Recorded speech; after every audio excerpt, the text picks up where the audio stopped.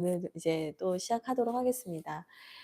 여기 오프라인에 오늘은 정말 많은 분들이 와주셨는데요. 온라인으로 함께 하시는 분들도 같이 출석 체크해 주시고, 또 우리 목소리로 인사하는 거지만 여기 계신 분들도 함께 인사해 주시면 좋겠습니다. 반갑습니다. 반갑습니다. 반갑습니다. 네. 우리 오늘 멋진 어린이 대훈이가 왔어요. 그래서 오늘 저희 함께 오늘도 즐겁게 말씀을 읽고 또 하나님 앞에 은혜의 자리로 나아가도록 하겠습니다. 제가 기도하고 시작할게요. 하나님 고맙습니다. 사순절 말씀 로드. 하나님 이제 저희들이 이제 중반을 향하여 달려갑니다. 하나님 2월의 마지막을 말씀으로 채우게 해주시고, 또 저희가 이 말씀 붙잡고 사순절의 의미를 더 깊이 깨달아 알게 하여 주시옵소서. 예수 그리스도의 십자가 사랑이 우리의 마음에 충만하게 하여 주시옵소서. 예수 그리스도의 이름으로 기도합니다. 아멘. 네, 오늘은 욥기 22장부터 24장을 읽고요. 그다음에 시편은 8편을 읽게 됩니다. 그래서 이제 욥기가 이제 거의 42편까지 있는데 22편이니까 이제 중반고지를 넘은 거예요. 네, 그래서 여러분들이 정말 열심히 잘 오셨다, 이런 얘기를 꼭 드리고 싶습니다. 욥기 22장부터 오늘 읽게 될 텐데, 이제 22장부터는 세 번째 논쟁이 시작이 되는 장이에요. 그래서 우리가 이제 우리끼리 이렇게 표현하기로 했죠. 세 번째 논쟁 중에 첫 번째 말, 이러면 3-1, 두 번째 말 3-2, 뭐 이렇게 하기로 했잖아요. 근데 이제 오늘 엘리바스의 세 번째 말 3-1 논쟁이 이제 시작이 되게 됩니다. 그래서 이 엘리바스와 욥의 마지막 대화예요. 그래서 이제 소발은 마지막에는 얘기를 안 하거든요. 그래서 엘리바스 나오고 빌단 나오고 논쟁은 끝납니다. 그리고 나서 이제 그동안 숨겨져 있었던 인물인 엘리후라는 사람이 등장을 하고요. 그 엘리후가 나오고 나서 이제 욥의 마지막 이야기들이 쭉 나오다가 이제 하나님이 등장하시는, 이제 거의 이제 격정적인 그 결론부로 이제 가게 되는 거죠. 그래서 마지막 논쟁, 어떻게 보면 반복되는 이야기 같지만 이 마지막에는 엘리바스가 어떤 이야기를 하는지 우리 좀 기대하면서 궁금해하면서 보면 좋겠습니다. 이제 우리 주학일교회 분들은 이제 다 방송인이 되셔가지고 지금 이제 다 준비하고 있어요. 같이 큰 목소리로 말씀 읽겠습니다.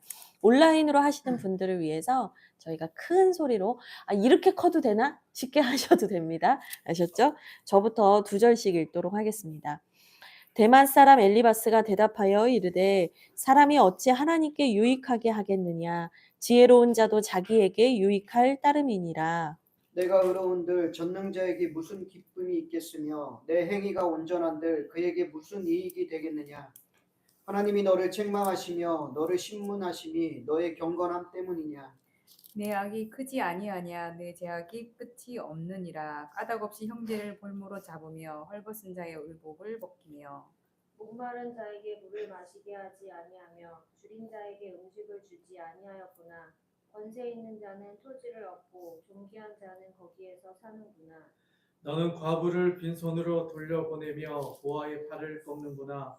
그러므로 얼무들이 너를 둘러있고 두려움이 갑자기 너를 엄습하며 어둠이 너로 하여금 보지 못하게 하고 홍수가 너를 덮느니라. 하느님은 높은 하늘에 계시지 아니하냐?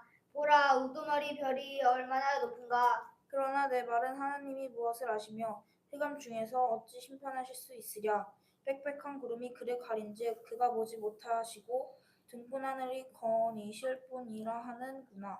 내가 악인이 밟던 옛적 길을 지키려느냐. 그들은 때가 이르기 전에 끊겨버렸고 그들의 터는 강물로 말미암아 함몰되었느니라. 그들이 하나님께 말하기를 우리를 떠나소서 하며 또 말하기를 전능자가 우리를 위하여 무엇을 하실 수 있으랴 하였으나 하나님이 좋은 것으로 그들의 집에 채우셨느니라.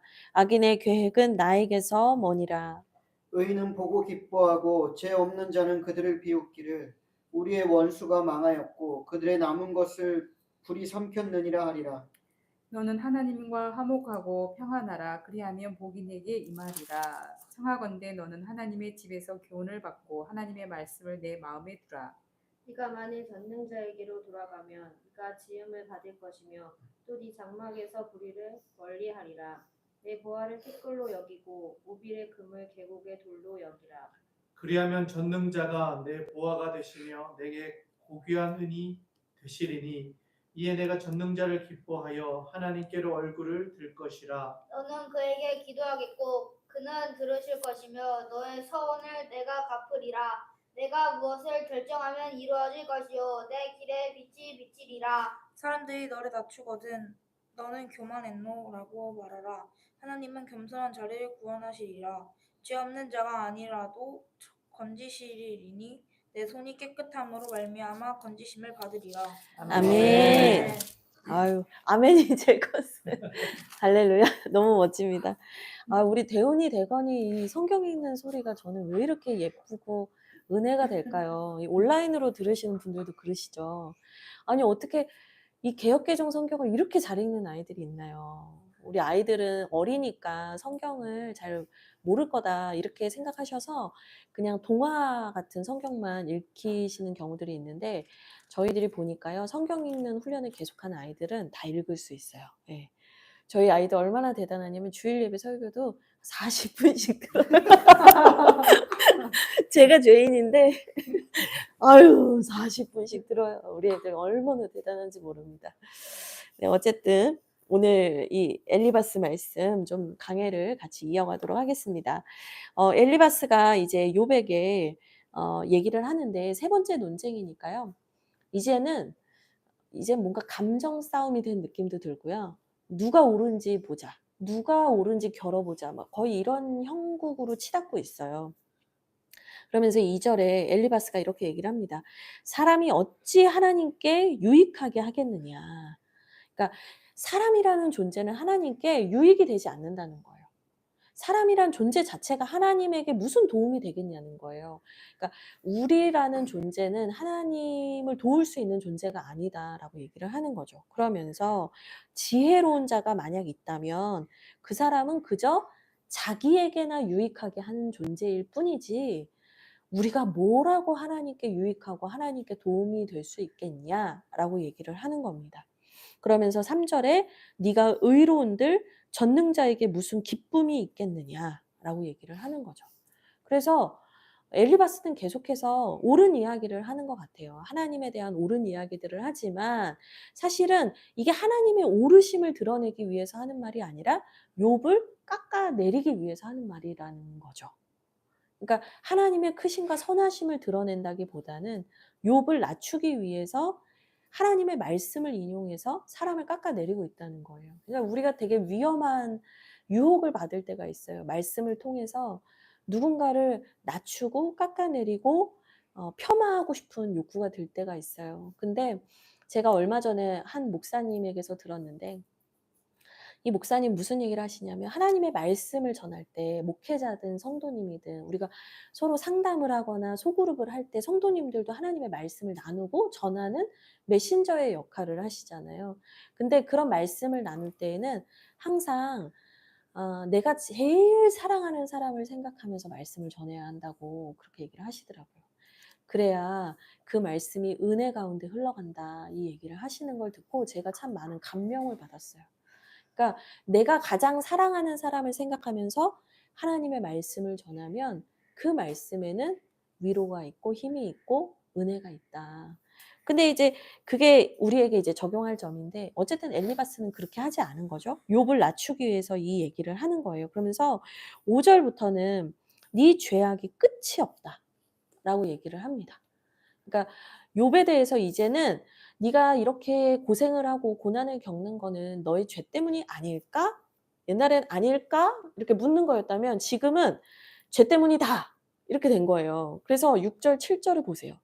제가 이 말씀을 보고 참 기가 막혔는데 6절, 7절을 보면 까닭 없이 형제를 볼모로 잡으며 그러니까 이유 없이 형제를 괴롭혔으며 헐벗은 자의 의복을 벗겼고 목마른 자에게 물을 마시게 하지 아니했고 줄인 자에게 음식을 주지 아니하였구나. 이제는 뭐 너 그런 적 있니? 이렇게 묻는 정도가 아니라 너 그랬지? 이렇게 된 거예요. 거의 신문하듯이 이렇게 된 겁니다. 9절도 보세요. 너는 과부를 빈손으로 돌려보냈고 고아의 팔을 꺾었지? 너 그랬지? 이렇게 얘기를 하는 거예요. 그러니까 이게 너무 왜곡이 심하잖아요. 근데 제가 이걸 보면서 엘리바스의 말에 내용적으로는 뭐 성경에서 나오는 내용들도 많고 뭐 문장만 봤을 때는 틀린 것이 없겠지만 제가 이걸 보면서 느낀 게 뭐냐면 이게 사단 마귀의 전략과 참 비슷하다는 생각을 했어요. 사단 마귀도 우리를 참소하고 우리를 깎아내릴 때 어떻게 하냐면 하나님의 말씀을 가지고 조금 비틀어 가지고 왜곡을 해서 우리를 공격하잖아요. 예를 들면 선악과 문제. 이걸 먹으면 진짜 죽는다고 하더냐? 이렇게 묻잖아요.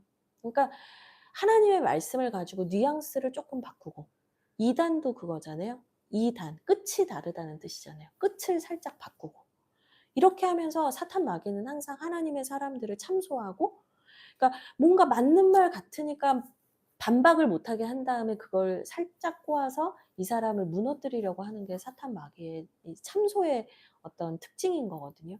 근데 지금 엘리바스가 말하는 게 사실은 그런 사탄 마귀의 모함을 연상시켜요. 왜곡하는 것을 연상시켜요.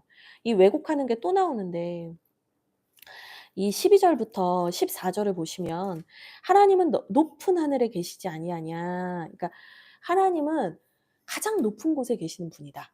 그러니까 그 하나님은 가장 높은 곳에 계시니까 밑에 있는 우리가 어때요? 다 보이겠죠. 그러니까 우리의 심령, 우리의 상태를 다 보신다는 말이에요. 13절. 그러나 네 말은 하나님이 무엇을 아시며 흑암 중에서 어찌 심판하실 수 있으랴 하는도다. 근데 욥이 이런 얘기 한 적은 없어요. 하나님이 무엇을 아시며 뭐 하나님이 심판하실 수 있습니까? 이런 말을 한 적은 없단 말이죠. 그러니까 하나님이 오르신데 난 이 상황이 이해 안 되니 하나님 저와 대면하십시오. 저를 만나 주십시오라는 얘기는 한 적이 있지만 하나님께서 아무것도 모르신다라고 얘기한 적은 없단 말이죠. 그러니까 맞는 말과 약간 비꼬아서 맞지 않는 말을 계속 같이 하는 거예요. 그래서 14절 보시죠. 빽빽한 구름이 그를 가린즉 그가 보지 못하시고 둥근 하늘을 거니실 뿐이라 하는구나. 근데 여기서 빽빽한 구름이 그를 가렸다. 이 그가 누구냐면 하나님이에요. 그러니까 빽빽한 구름이 하늘 위에 높이 계신 하나님의 눈을 가리고 있어서 구름이 너무 많아가지고 하나님이 위에서 이렇게 내려다보는데 구름 때문에 우리가 안 보인대요. 그래서 하나님은 우리에 대해서 아무것도 모르시는 분이야 라고 네가 말하는 거지? 이렇게 얘기하는 거예요. 근데 욥이 이렇게 말한 적 어디 있어요? 근데 엘리바스가 이제는 확정을 하고 왜곡을 하고 더욱더 거센 모함을 하면서 욥을 궁지에 몰아세우고 있다는 거죠. 근데 제가 이걸 보면서 제가 그 생각이 들었어요. 우리가 교회 안에서도 그런 것 같아요. 우리의 삶에서도 그런데요. 내가 옳다는 것을 증명하기 위한 일에 꽂히기 시작하잖아요. 그럼 우리가 하나님의 말씀도 왜곡할 수 있고 내가 옳다라는 것을 증명하기 위해서 하나님의 말씀도 가져다가 끌어와서 인용할 수 있는 거고요. 그것을 왜곡하고 모함하면서 사람을 죽이는 일에 하나님의 말씀을 쓸 수 있다는 거예요. 이게 되게 위험한 일이죠. 근데 하나님은 그렇게 우리가 하나님의 말씀을 인용하는 거 원하시지 않겠죠. 하나님은 사람을 살리고 생명을 살리고 우리에게 진리의 빛을 비추시기 위해서 하나님의 말씀을 주시는 분이다. 그래서 이 모세오경을 보면 계속해서 하시는 말씀이 뭐냐면 하나님의 말씀을 가감하지 말라는 거예요. 더하거나 빼지 말라. 그러니까 말씀을 있는 그대로 전할 수 있는 것. 그게 사실은 말씀을 읽고 해석하고 전하는 우리의 책임이라는 생각이 듭니다. 그러면서 이 엘리바스가 욥에 대해서 이렇게 모함을 쭉 했잖아요. 그러면서 이제 악인들에 대한 얘기를 15절부터 하는 거예요. 그래서 악인들은 이렇게 못된 짓을 많이 해왔다라는 얘기를 이제 분위기 전환을 하면서 하는데 17절을 보시죠. 그들이 하나님께 말하기를 우리를 떠나소서 하며 또 말하기를 전능자가 우리를 위하여 무엇을 하실 수 있으랴 하였으나 이 17절은 뭐냐면 악인들이 하는 말을 적어놓은 거예요. 악인들은 이런 말을 한다는 거예요. 그래서 하나님께 말하기를 우리를 떠나시옵소서라고 말하면서 동시에 하나님이 우리를 위해서 무엇을 해주실 수 있냐라는 얘기를 한다는 거예요. 근데 여기서 핵심이 뭐냐면 우리를 위하여예요. 그러니까 악인이 뭐 우리가 생각하는 윤리 도덕적으로 뭐 범죄하고 잘못하는 사람들, 뭐 과부와 아까 말한 과부와 고아와 뭐 이런 자들을 잘 선대하지 않는 것도 악인이겠지만 이 17절에서 말하는 악인의 특징은 뭐냐면 하나님 중심이 아니라 나 중심의 신앙을 갖고 있는 걸 말해요. 하나님이 나를 위해서 뭘 해주실 수 있을까? 이 생각만 한다는 거예요. 내가 하나님을 위해서 뭘 할 수 있을까? 아니면 내가 하나님께 어떻게 하면 기쁨이 될 수 있을까를 생각하는 게 아니라 하나님 저 위해서 뭐 해주실 수 있으세요? 이 생각을 한다는 거예요. 철저하게 악인은 내가 중요해요. 내가. 근데 엘리바스가 이 얘기를 하면서 사실은 욥을 욕하는 거죠. 그 전에 다른 친구들과의 논쟁에서 네가 우주의 중심이냐, 네가 비키라면 바위가 옮겨질 수 있는 거냐, 뭐 이런 얘기 했었잖아요. 그러니까 네가 우주의 중심이 아니다, 이제 그 얘기를 하는 거예요. 그러면서 이제 결론부 같은 말인데요. 21절에 너는 하나님과 화목하고 평안하라. 그리하면 복이 너에게 임할 것이다. 이 말씀만 보면은 로마서 5장 말씀도 생각나잖아요. 그러므로 이제는 우리가 예수 그리스도로 인하여서 죄의 문제가 해결됐으니 하나님과 화평하십시오. 이거 사실 성경에 너무 많이 나오는 말인데 문제는 이 말조차 자기의 의로움을 드러내고 남을 깎아내리기 위해서 하는 말이라는 것이 사실은 이제 문장 자체로는 문제가 없지만 문맥상에서는 사실은 하나님의 말씀을 인용해서 악한 마음을 드러내고 있다라는 겁니다. 네, 그러면서 22절에 하나님의 말씀을 네 마음에 둬라. 얼마나 구구절절 맞냐고요. 그러면 25절에 전능자가 너의 보화가 되실 것이다. 너에게 은이 되어 주실 것이다. 이번 주 설교 말씀이었는데 골로새서 2장 3절 모든 지혜와 지식의 보화가 그분에게 감추어져 있다. 그러니까 네가 하나님의 말씀을 가까이 하고 하나님 한 분만 바라보면 그분이 너의 선물이 되어 주시고 복이 되어 주시고 너의 보화가 되어 주실 것이다. 다 맞는 말이잖아요. 그런데 여기에서 이제 중요한 건 뭐냐? 이 말을 누가 하는가? 이 말을 어떤 마음으로 하는가를 하나님은 보고 계시다는 거예요. 엘리바스는 뭐 빽빽한 구름이 가려져서 하나님은 나를 못 보실 거야. 욥, 너 그렇게 생각하지? 이렇게 하면서 욥을 모함했지만 하나님은 빽빽한 구름이 우리의 눈앞을 가린다고 해도 하나님의 눈앞에 빽빽한 구름이 뭐 1km, 100km, 1000km 있다 해도 하나님은 우리의 속마음 모든 것까지 통찰하시고 살펴보시는 분이라는 것을 우리는 다시 기억해야 합니다. 29절에 사람들이 너를 낮추거든 너는 교만했노라 라고 말해라. 인정해라. 그러면 하나님이 너를 구원해 주실 것이다. 라고 얘기하면서 이 욥과 엘리바스의 대화는 도무지 끝날 기미를 보이지 않는 팽팽한 평행선을 이제 달려가고 있습니다. 이제 23장 볼 텐데요. 23장, 24장부터는 이제 욥의 대답이 나오게 됩니다. 2절씩 읽겠습니다.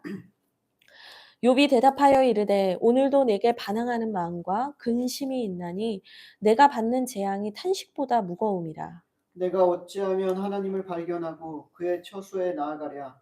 어찌하면 그 앞에서 내가 호소하며 변론할 말을 내 입에 채우고 내게 대답하시는 말씀을 내가 알며 내게 이르시는 것을 내가 깨달으랴. 그가 큰 권능을 가지시고 나와 더불어 다투시겠느냐? 아니로다. 도리어 내 말을 들으시리라. 거기서는 정직한 자가 그와 변론할 수 있은즉 내가 심판자에게서 영원히 벗어나리라. 그런데 내가 앞으로 가도 그가 아니 계시고 뒤로 가도 보이지 아니하며 그가 왼쪽에서 일하시나 내가 만날 수 없고 나 오른쪽으로 돌이키시나 배울 수 없구나. 그러나 내가 가는 길을 그가 아시나니 그가 나를 단련하신 후에는 내가 순금같이 되어 나오리라. 내 발이 그의 걸음을 바로 따랐으며 내가 그의 길을 지켜 치우치지 아니하였고 내가 그의 입술의 명령을 어기지 아니하고 정한 음식보다 그의 입의 말씀을 귀히 여겼도다. 그는 뜻이 일정하시나 누가 능히 돌이키랴. 그의 마음에 하고자 하시는 것이면 그것을 행하시나니 그런즉 내가 작정하신 것을 이루실 것이라. 이런 일이 그에게 많이 있느니라. 그러므로 내가 그 앞에서 떨며 지각을 얻어 그를 두려워하리라. 하나님이 나의 마음을 악하게 하시며 전능자가 나를 두렵게 하셨나니 이는 내가 두려워하는 것이 어둠 때문이나 흑암이 내 얼굴을 가렸기 때문이 아니로다. 아멘. 네, 23장에서 이제 욥이 대답을 합니다. 2절을 보면 오늘도 나에게 반항하는 마음과 근심이 있다. 이렇게 얘기를 합니다. 그러니까 욥에게 이 친구들이 옳은 말을 하는 것 같지만 계속해서 이 말이 받아들여지지 않고 부딪히고 충돌하고 있다는 거예요. 그러니까 표면적으로는 맞는 말인데 나는 왜 이렇게 이 말이 나를 힘들게 하는 것이냐라고 하면서 이제 욥이 괴로워하는 거죠. 그러면서 내가 받는 재앙이 탄식보다 무겁다라고 얘기를 합니다. 그러니까 내가 아무리 너희들 앞에서 탄식을 하고 내가 너희들 앞에서 아무리 불평과 원망을 하는 것 같을지라도 내가 받은 재앙에 비하면 내가 한 말은 별거 아닌데 왜 이렇게 나를 이렇게 몰아세우는 것 같은가. 이게 막 이 욥의 마음에서 막 부대끼는 거예요. 그러면서 3절에서 7절은 뭘 얘기하는 거냐면 나는 하나님을 만나고 싶다 이거예요. 난 하나님 만나서 하나님하고 얘기하고 싶다 이거예요. 그래서 3절에 내가 어찌하면 하나님을 발견할 수 있습니까? 내가 어찌하면 4절에 그 앞에서 호소할 수 있습니까? 5절에 내가 어찌하면 그분이 말하는 것을 깨달을 수 있습니까? 계속해서 얘기를 하는 거예요. 그러니까 나는 지금도 원하고 아까 뭐 예전에도 원했고 앞으로도 원하는 건 하나님과의 대화지 이 사람들과의 대화는 아닙니다라는 얘기를 계속 하고 있어요. 근데 이제 너무나 이 욥의 답답함과 아픈 마음이 느껴지는 구절인데 8절과 9절이에요. 그런데 내가 앞으로 가도 그분이 안 계시고 뒤로 가도 안 보이시고 왼쪽에서 계시는 것 같으나 만날 수가 없고 오른쪽으로 가신 것 같은데 만날 수가 없구나. 동서남북 어느 방향으로 봐도 하나님이 안 계신 것 같은 이 상황이 욥한테 제일 괴로운 거거든요. 하나님이 나와 함께 하시지 않는 것 같은 이 고통을 욥이 너무나 가슴 아프게 말하고 있어요. 그런데 10절에 보시면 우리 너무나 잘 알고 있는 말씀이고 암송 구절이고 또 찬양으로도 너무 잘 알고 있는 말씀인데 우리 한번 큰 목소리로 읽겠습니다. 10절 같이 읽겠습니다. 시작. 그러나 내가 가는 길을 그가 아시나니 그가 나를 단련하신 후에는 내가 숭금같이 되어 나오리라. 아멘. 하나님이 보이지 않아요. 하나님이 예전처럼 가까이 계신 것 같지가 않아요. 그러나 내가 가는 길을 그분은 아십니다. 아까 엘리바스가 그랬잖아요. 너는 빽빽한 구름이 하나님 눈 가려서 너를 못 본다고 했지? 뭐 엘리바스가 없는 말로 막 욥을 막 몰아세웠잖아요. 근데 그게 아니에요. 오히려 욥은 동서남북을 둘러봐도 하나님이 안 계신 것 같고 하나님을 만날 수 없지만 나는 그분이 내 길을 아신다고 믿습니다. 그분만이 내 길을 안다고 믿습니다. 그 하나님께서 나를 단련하신 후에는 내가 순금같이 되어서 나올 것입니다. 저는 이 욥의 고백이 너무나 대단한 믿음의 고백이라고 생각을 하거든요. 옛날 성경에는 이제 정금이라고 되어 있는데 정말 그 불순물을 제거하는 과정을 거친 금을 말하는 거잖아요. 여러 가지 물질이 막 섞여 있는 그 금덩어리에 불로 녹여서 또 그걸 때려서 다시 식혔다가 또 다시 끓이고 이게 사실은 얼마나 고통스러운 과정이겠어요. 근데 그 과정을 거치지 않으면 순전한 사람이 될 수 없다는 거예요. 근데 하나님께서 분명히 나에게 이 이유 없는 고난을 허락하시는 이유는 나를 계속해서 고난 가운데 두심으로 나를 연단하셔서 내 안에 있는 악한 마음과 죄성과 내 안에 교만과 내 안에 더러운 것들을 하나님은 다 정화하고 계십니다. 라고 욥은 고백을 하고 있는 거죠. 그래서 이 믿음의 고백을 하고 나서 11절부터 12절은 욥이 그동안 어떻게 살았는지에 대해서 다시 말하는 거예요. 제가 항상 하나님의 걸음을 따라갔고 나는 길을 지켜 치우치지 아니하였습니다. 우로나 좌로나 치우치지 않았습니다. 12절에 나는 그분의 명령을 어긴 적이 없었고 내가 정한 음식보다 그러니까 거룩한 음식보다 그분의 말씀을 더 귀히 여겼던 사람입니다. 나는 하나님의 말씀을 함부로 대한 적이 없습니다. 욥이 다시 말하는 거예요. 그러니 주님이 내가 그렇게 살았던 걸 아시고 지금도 주님이 나를 이끌고 계시면 나는 믿습니다. 그러니까 우리가 하나님이 느껴지지 않는 상황에서 이런 고백한다는 게 정말 대단한 거잖아요. 욥이 이 고백을 하게 됩니다. 그러면서 13절에 그는 뜻이 일정하십니다. 그러니까 하나님은 한결같은 분이라는 거예요. 계속 의인의 고난을 얘기하면서 하나님이 왜 이랬다 저랬다 하는 것 같지? 라는 의문을 품었었는데 욥이 내가 알던 하나님은 항상 한결같은 분이셨습니다라는 신앙의 고백을 하는 거예요. 14절에 그분은 그렇기 때문에 내게 작정하신 것은 반드시 이루실 분입니다. 내가 아는 분은 그렇습니다.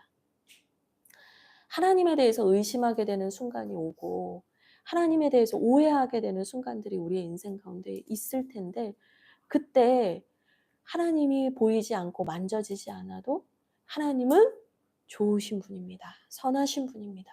하나님은 분명히 하나님의 계획하심이 있으십니다. 라고 고백하는 이 욥의 고백을 하나님께서는 다 보고 계신다라는 거예요. 그러면서 욥은 이런 얘기를 합니다. 내가 진짜 두려워하는 것은 뭐냐면 내가 진짜 두려워하는 것은 17절에 보시면 어둠이나 흑암 때문이 아닙니다. 그러니까 고난이 나를 두렵게 하는 게 아닙니다. 그러면 욥이 힘든 건 뭡니까? 16절에 하나님이 나를 두렵게 하신 것입니다. 그러니까 지금 욥은 단순히 내가 겪고 있는 고난이나 고통의 문제가 나를 두렵게 만드는 것이 아니라 하나님이 나와 함께 하시는가. 보이지 않지만 이제 믿음의 고백과 믿음의 선포는 막 했지만 이 내적으로는 혼란이 있는 거예요. 하나님이 나를 버리시면 어떡하지? 그러니까 그 믿음의 선포를 하고 나서 진짜 내가 두려운 것은 내가 하나님이 나와 함께 하시지 않는다라고 생각하고 내가 두려움에 잠식될까 봐 두려운 것이지 욥이 그 고난 자체에 대해서 그 고난 때문에 괴로워하고 있지 않다라는 얘기를 계속해서 하고 있습니다. 우리 24장 같이 읽겠습니다. 어찌하여 젖는 자는 때를 정해 놓지 아니하셨는고 그를 아는 자들이 그의 날을 보지 못하는고 어떤 사람은 땅에 경계표를 옮기며 양떼를 빼앗아 기르며 고아의 나귀를 몰아가며 과부의 소를 볼모잡으며 가난한 자를 길에서 몰아내나니 세상에서 학대받는 자가 다 스스로 숨는구나. 그들은 거친 광야의 들나귀 같아서 나가서 일하며 먹을 것을 부지런히 구하니 빈들이 그들의 자식을 위하여 그에게 음식을 내는구나. 밭에서 남의 꼴을 베며 악인이 남겨둔 포도를 따며 의복이 없어 벗은 몸으로 밤을 지내며 추워도 덮을 것이 없으며 산중에서 만난 소나기에 젖으며 가릴 것이 없어 바위를 안고 있느니라. 어떤 사람은 고아를 어머니의 품에서 빼앗으며 가난한 자의 옷을 불모 잡았으므로 그들이 옷이 없어 벌거벗고 다니며 곡식 이삭을 나르나 굶주리고 그 사람들의 담 사이에서 기름을 짜며 목말라하면서 술틀을 밟느니라. 성중에서 죽어가는 사람들이 신음하며 상한 자가 부르짖으나 하나님이 그들의 참상을 보지 아니하시느니라. 또 광명을 배반하는 사람들은 이러하니 그들은 그 도리를 알지 못하며 그 길에 머물지 아니하는 자라. 사람을 죽이는 자는 밝을 때에 일어나서 학대받는 자가 가난한 자를 죽이고 밤에는 도둑같이 되며 가늠하는 자의 눈은 저물기를 바라며 아무 눈도 나를 보지 못하리라 하고 얼굴을 가리며 어둠을 틈타 집을 뚫는 자는 낮에는 잠그고 있으므로 광명을 알지 못하나니 그들은 아침을 죽음의 그늘같이 여기니 죽음의 그늘의 두려움을 알미니라. 그들은 물 위에 빨리 흘러가고 그들의 소유는 세상에서 저주를 받나니 그들이 다시는 포도원 길로 다니지 못할 것이라. 가뭄과 더위가 눈 녹은 물을 곧 빼앗나니 스올이 범죄자에게도 그와 같이 하느니라. 모태가 그를 잊어버리고 구더기가 그를 달게 먹을 것이라. 그는 다시 기억되지 않을 것이니 부리가 나무처럼 꺾이리라. 그는 임신하지 못하는 여자를 박대하며 과부를 선대하지 아니하는도다. 그러나 하나님이 그의 능력으로 강포한 자들을 끌어내시나니 일어나는 자는 있어도 살아남을 확신은 없으리라. 하나님은 그에게 평안을 주시며 지탱해 주시나 그들의 길을 살피시도다. 그들은 잠깐 동안 높아졌다가 천대를 받을 것이며 잘려 모아진 곡식 이삭처럼 되리라. 가령 그렇지 않을지라도 능히 내 말을 거짓되다고 지적하거나 내 말을 헛되게 만들 자 누구랴. 아멘. 네, 이제 24장부터 욥은 이어서 얘기를 하는데 하나님의 때에 대한 얘기를 해요. 그러니까 하나님께서는 왜 하나님의 때를 우리한테 알려주시지 않고 그걸 정해놓지 않으셨는가 이제 얘기를 하거든요. 그러니까 이 하나님의 때에 대해서 고민하게 된 욥의 이제 상황을 보면은 악인들은 승승장구하는 것 같고 연약하고 약한 자들은 고통받는 이 세상을 보면서 하나님의 때는 도대체 언제까지입니까? 라는 이제 고민을 하는 거거든요.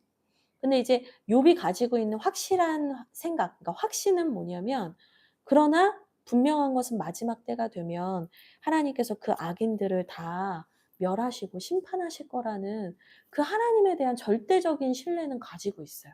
근데 이해할 수 없는 이 혼란의 시간, 하나님의 나라가 완성되지 않은 이 혼란한 세상, 악이 활개를 치는 이 세상에 대해서는 우리가 어떻게 봐야 하는가. 또 이 때를 알지 못하니 너무나 답답하다라는 그 고통을 호소하는 거죠.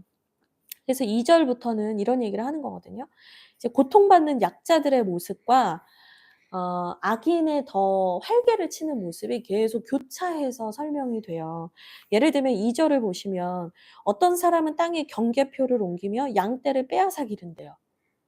그러니까 이 경계표라는 게 뭐냐면 예전에 이제 각 지파별로 또는 각 사람들의 별로 이제 자기네 집안에서 받은 땅이 있잖아요. 기업처럼 받은 땅이 있잖아요. 근데 그 기업을 구분해 놓는 표식이에요. 경계표가.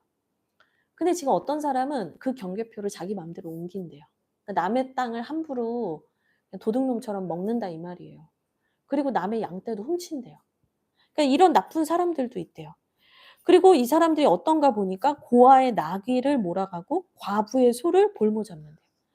이 약한 사람들은 어떻게 사냐면 약한 자들의 없는 것마저도 뺏어간다는 거예요. 4절 가난한 자를 길에서 몰아낸대요. 괜찮아요? 거기 떠드는 학생. 거기 떠드는 학생 있는 거 아니죠? 네. 네, 가난한 자들을 길에서 몰아낸다는 거예요. 그러면서 세상에서 학대받는 자가 다 스스로 숨는대요. 그러니까 악인이 이렇게 활개를 치니까 약한 자들을 너무 괴롭히니까 힘이 없는 사람들은 다 동굴로 산으로 숨어 들어간다는 거예요. 어느 때까지 하나님 이런 고통을 겪어야 합니까? 얘기를 하고 있는 거죠. 그러면서 7절 의복이 없어서 벗은 몸으로 밤을 지내기도 하고 추워도 덮을 것이 없대요. 산중에서 만난 소나기가 막 비가 내리면 다 젖고 가릴 것도 없고 피할 것도 없는 인생을 살아가는 사람들이 너무 많다는 거예요. 그들이 왜 이런 고통을 겪고 있는가? 결국에는 하나님의 뜻대로 살지 않는 악인들 때문인데 그 약한 자들은 언제 신원하여 주실 것입니까? 그 아픔 속에서 신음하는 사람들 하나님 보고 계십니까? 이제 욥은 계속해서 울부짖는 거죠. 근데 욥이 이렇게 약한 자들에 대해서 울부짖을 수 있는 이유가 뭐냐면 욥이 사실은 이유 없는 고난을 받았지만 그 고난을 통해서 약한 자의 심정과 마음을 비로소 이해하게 된 거거든요.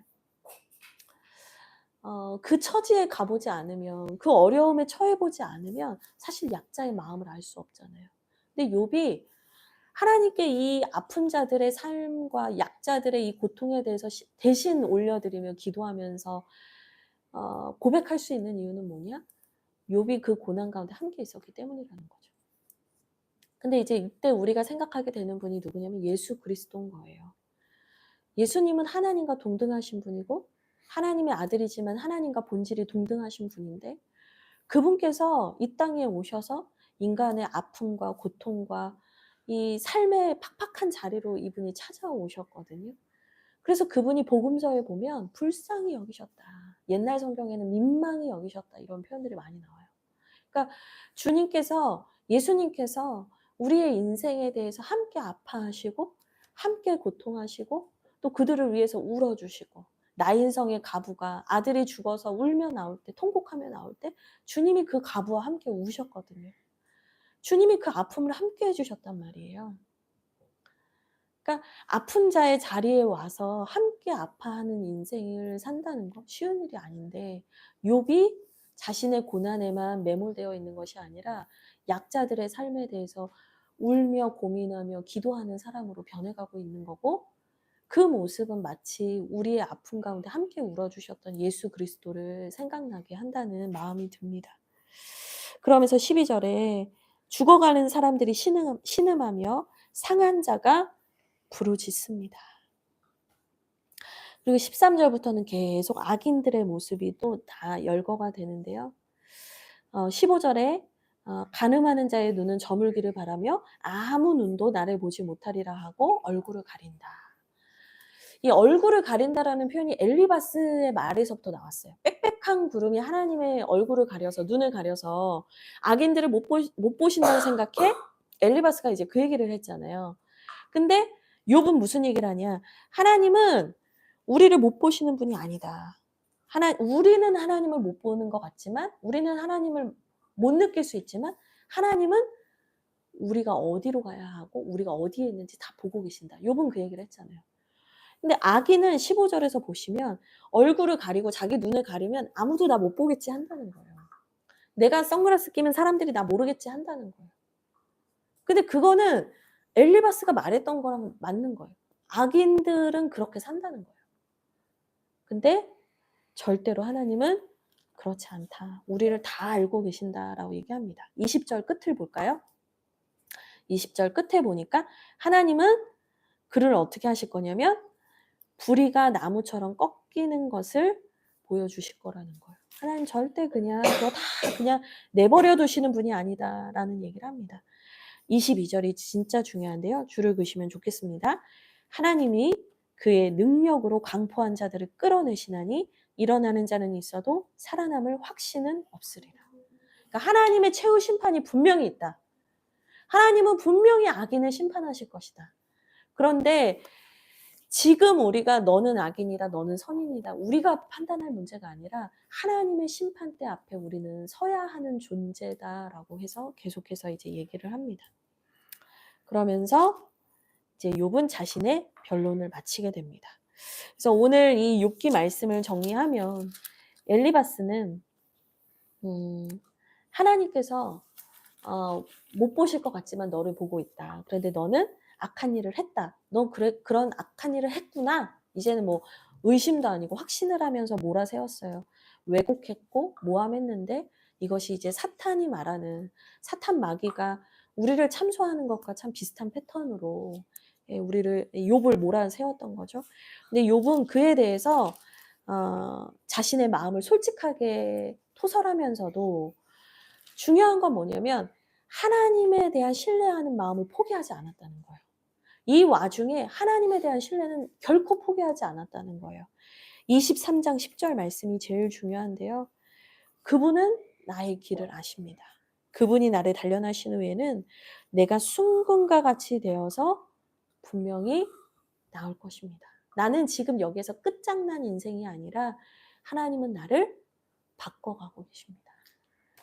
여러분, 우리가 아픔과 고통을 마주할 때 내 인생 끝났어 라고 생각할 때가 많거든요. 근데 하나님이 끝났다 하시는 게 아니면 끝난 게 아니에요. 하나님께서 네 인생 네 인생 끝났다 이렇게 선언하시면 뭐 누구도 답이 없어요. 근데 네 인생 끝난 거 아니야. 난 너에 대한 계획이 있어. 나는 너를 더 귀한 존재로 빚어가고 있어. 주님이 우리에게 이렇게 말씀하신다면 우리가 절대로 낙심하지 말고 포기하지 말아야 된다. 그러면 지금은 어떻게 지나가야 되는가? 버텨야 됩니다. 견뎌야 합니다. 제가 예전에 너무나 이제 인생의 문제가 너무 저를 힘들게 하고 아프게 할 때 사람들이 저한테 힘내라는 말을 하면 제가 전혀 위로가 안 됐어요. 힘내라는 말을 듣는 게 너무 싫었거든요. 근데 제가 제일 위로받았던 말이 있어요. 지금은 이제 저랑 이제 저의 소그룹의 리더 오빠였는데 저희 노회 담임 목사님으로 부임하셨더라고요. 그 목사님께서 저한테 무슨 말을 해주셨냐면, 유진아, 모든 고난의 끝이 있어.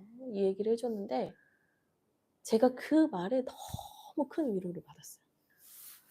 끝이 있다. 아, 이 고난의 끝이 있구나. 그거보다 저한테 위로가 되는 말이 없었어요.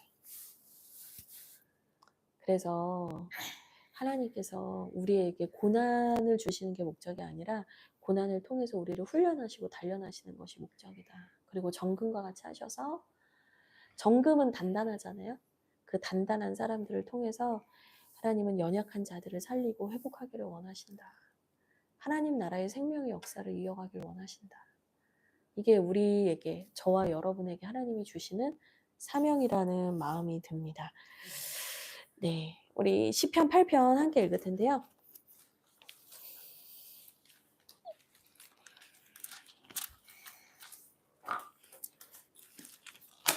시편 8편 같이 또 함께 읽도록 하겠습니다. 한 절씩 읽을 거고요. 네. 거기 떠드는 아이. 괜찮아요? 준비됐어요? 네. 네, 시편 8편 같이 읽겠습니다. 저부터 한 절씩 읽겠습니다. 여호와 우리 주여, 주의 이름이 온 땅에 어찌 그리 아름다운지요.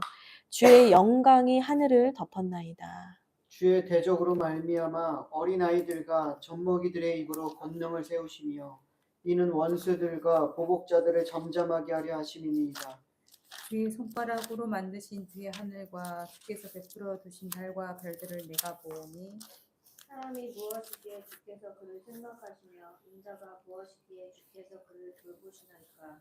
그를 하나님보다 조금 못하게 하시고 영화와 존귀와 종기로 관을 씌우셨나이다. 주의 손으로 만드신 것을 다스리게 하시고 만물을 그의 발 아래 두셨으니 곧 모든 소와 양이 들짐승이며 공중의 새와 바다의 물고기와 바닷길에 다니는 것이니이다. 여호와 우리 주여, 주의 이름이 온 땅에 어찌 그리 아름다운지요. 아멘. 네, 우리 시편 8편은 별명이 있어요. 뭐냐면 창조시라고 부릅니다. 그러니까 하나님의 창조 역사를 보여주는 시다. 그래서 8편과 19편, 104편 이런 시편들을 우리가 창조시라고 얘기를 하고요. 또 이 시편 8편은 두 번째 별명이 있어요. 아니, 여보세요. 아, 여보세요. 오늘 괜찮아요? 그래요. 우리 같이 집중해요. 이제 거의 다 끝났어요. 네. 시편 8편은 창조시라는 별명만 있는 게 아니라 메시아 시편이라는 별명도 있어요. 그러니까 이 메시아 시편이 뭐냐면 우리를 구원하실 예수 그리스도를 미리 말해주고 있는, 예표하고 있는 시편이다 이거예요. 그래서 2편, 우리가 이미 예전에 봤던 시편 2편, 8편, 16편, 22편, 31편, 34편, 44편, 69편 이런 시편들을 메시아 예언이 담겨 있는 시편이다라고 얘기를 합니다. 특별히 이제 2절 말씀이 되게 중요한데요. 2절 말씀을 보면 주의 대적으로 말미암아 어린아이들과 젖먹이들의 입으로 권능을 세우시며 이는 원수들과 보복자들을 잠잠하게 하려 하심이니이다. 이 8장 2절 말씀이 이제 그냥 볼 때는 내 앞에 있는 대적, 그리고 하나님 앞에서 대적하는 자들을 하나님께서 침묵하게 만드신다. 그들이 찍소리 못하게 만드신다. 그냥 이런 말로 보여지잖아요. 그러니까 창조주 하나님 앞에서 그들이 무슨 말을 할 수 있겠냐. 이제 이런 의미로 그냥 문장 안에서는 해석이 되는데 사실 이 8편 2절이 마태복음 21장 15절 16절에 인용이 돼요. 예수님이 이 말씀을 인용하시는데 제가 읽어드릴게요. 마태복음 21장 15절 16절에 뭐가 나오냐. 대제사장들과 서기관들이 예수께서 하시는 이상한 일과 또 성전에서 소리질러 호산나 다윗의 자손이여 하는 어린이들을 보고 놓아요. 예수께 말하되 그들이 하는 말을 듣느냐? 예수께서 이르시되 그렇다. 어린아기와 젖먹이들의 입에서 나오는 찬미를 온전하게 하셨나이다 함을 너희가 읽어본 일이 없느냐 하시고. 그러니까 예수님이 직접 이 시편 이 8편 2절을 인용하셨어요. 근데 어떤 상황에서 인용을 하셨냐면 이 예수님께서 이제 종려주일에 예루살렘에 입성을 하시잖아요. 십자가를 지기 위해서 입성을 하시는데 그때 수많은 무리들이 호산나 호산나 외쳤어요. 그러니까 종교 지도자들이 그게 너무 꼴보기 싫어가지고 막 화가 나 있는 상황인데 이 종교 지도자들 15절에 대제사장들과 서기관들이 너무너무 싫어했던 게 뭐냐면 호산나 호산나 부르는 대운이 같은 대건이 같은 어린아이를 본 거예요. 그러니까 왜 저 아이들까지 왜 저 예수를 환호하고 환영하는 거야? 이게 막 이 종교 지도자들에게 막 화가 난 거거든요. 근데 예수님이 16절에서 시편 8편 2절 말씀 모르냐? 하나님께서 그 말씀을 성취하시는 거다. 마태복음에서 그 얘기를 하거든요. 그러니까 결국에는 이 시편 8편 2절에서 창조하신 하나님이 곧 누구시다? 메시아, 예수 그리스도다라는 것을 같이 말하고 있는 거예요. 그러니까 창조하신 말씀, 태초에 계셨던 그 말씀, 태초에 계셨던 그 창조주 하나님이 예수 그리스도시고 그분이 우리의 구원자시다라는 것을 시편 8편은 두 가지의 측면에서 다 말하고 있는 거예요. 그러면서 그분께서 결국에는 대적하는 자들을 다 잠잠케 하실 것이고 그분의 영광과 그분의 선하신 뜻을 온 세계 만물 가운데 우주 가운데 드러내실 것이다 라는 얘기를 계속 하시는 거죠. 근데 이제 핵심은 뭐냐? 4절이에요. 우리 같이 읽겠습니다. 시작. 사람이 무엇이기에 주께서 그를 생각하시며 인자가 무엇이기에 주께서 그를 돌보시나이까. 아멘. 그러니까 이 세상 우주 만물을 다 창조하신 그 크신 하나님이 나를 안다는 것도 너무 신기하고 나 같은 죄인을 사랑하신다는 것도 신기한데 그분이 나를 돌보시고 나에게 구원의 길을 열어주신다는 게 얼마나 기가 막힌 일인가.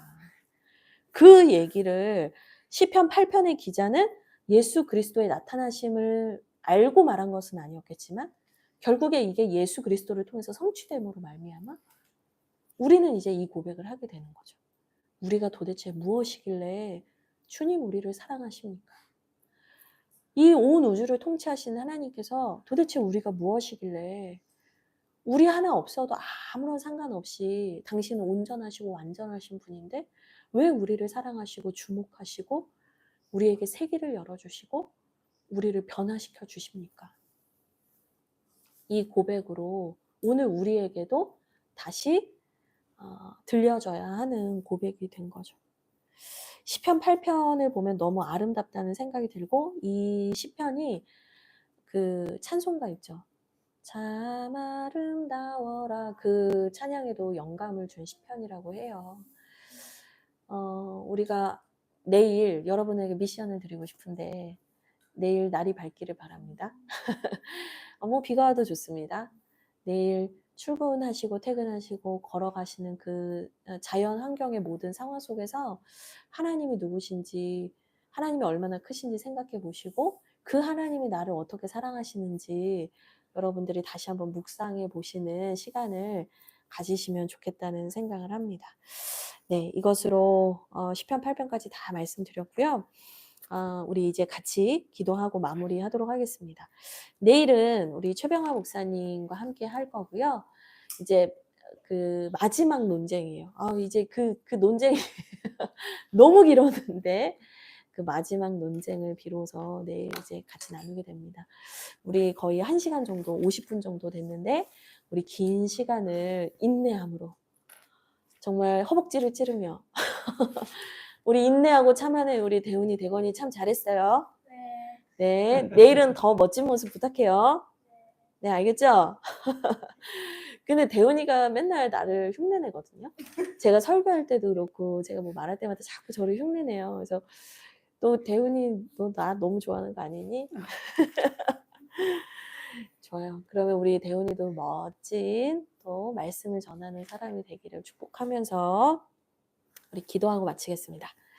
하나님 고맙습니다. 오늘 욥기 말씀과 시편 말씀을 통해서 하나님 고통 가운데 또 누군가가 나를 참소하고 모함하고 왜곡하는 가운데에서도 하나님이 누구신가를 잊지 않았고 또 하나님을 향해서 절규했지만 하나님의 시선을 절대로 포기하지 않았던 그 욥의 모습을 보게 됩니다. 하나님, 우리가 어떠한 상황 속에서도 그 하나님을 향한 신뢰와 하나님을 향한 사랑은 포기치 않게 하시고 또한 지금 고난의 상황 가운데 아파하고 있는 지체가 있다면 하나님 그에게 꼭 찾아가셔서 말씀해 주십시오. 이 아픔에 끝이 있다. 이 아픔에 마지막이 있다. 말씀해 주시고 그를 위로하시고 주님 앞에서 정금으로 연단되는 이 과정을 우리가 기쁨으로 걸어가게 하여 주시옵소서. 하나님 시편 8편의 말씀을 또 기억합니다. 하나님 우리가 무엇이 간데 주님 우리를 이렇게 사랑하십니까? 주님 우리가 무엇이 간데 주하길 교회를 이토록 사랑하십니까? 하나님 우리가 그 하나님의 사랑 때문에 이 길을 이 신앙의 여정을 기쁨으로 걸어가게 하여 주시옵소서. 주님 사랑합니다. 예수 그리스도의 이름으로 기도합니다. 아멘. 아멘. 네, 이것으로 오늘 마치도록 하겠습니다. 여러분 내일 또 저녁 8시에 뵐게요. 감사합니다. 와.